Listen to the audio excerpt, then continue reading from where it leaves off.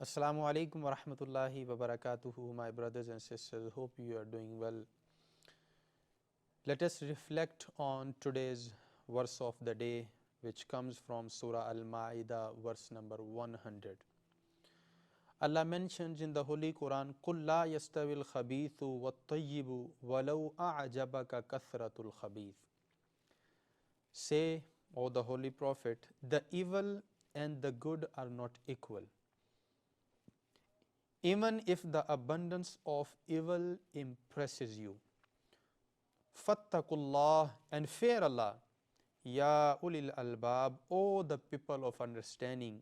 La'allakum tuflihun, so that you may be successful.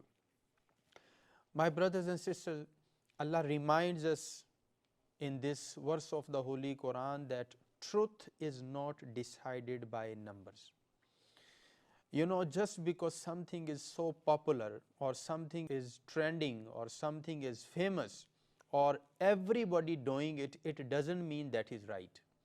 And this is the criteria of differentiating between right and wrong, my brothers and sisters. Not because everybody doing it, it's right. The criteria is that, my brothers and sisters, that you must know that particular action or that particular trend is in accordance with Islam or not. That particular action or that particular trend is according to the teachings of the Holy Quran is or not. This is the criteria that as a believer we have to have in our life, not because something is so popular. And when we look at the verse of the Holy Quran, Allah did mention, وَلَوْ أَعْجَبَكَ كَثْرَةُ الْخَبِيثِ.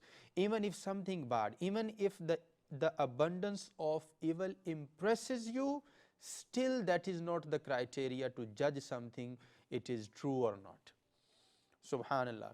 And today, my brothers and sisters, many people, they judge truth by crowd. How many followers he has, or how many followers she has, how many likes she has, or how many likes he has. This is the criteria, my brothers and sisters, that we having in our life.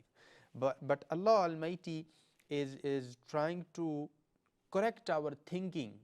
Allah is trying to correct our way of thinking, and He did mention that Fattakullaha ya ulil albab. So fear Allah, O the people of understanding.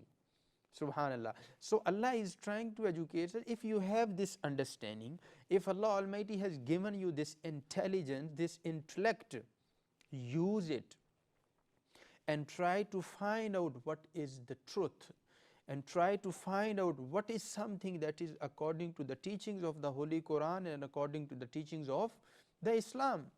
Not because everyone doing it, because it is a culture, because everyone does it, and all the people in the society are involved in certain actions or certain trends.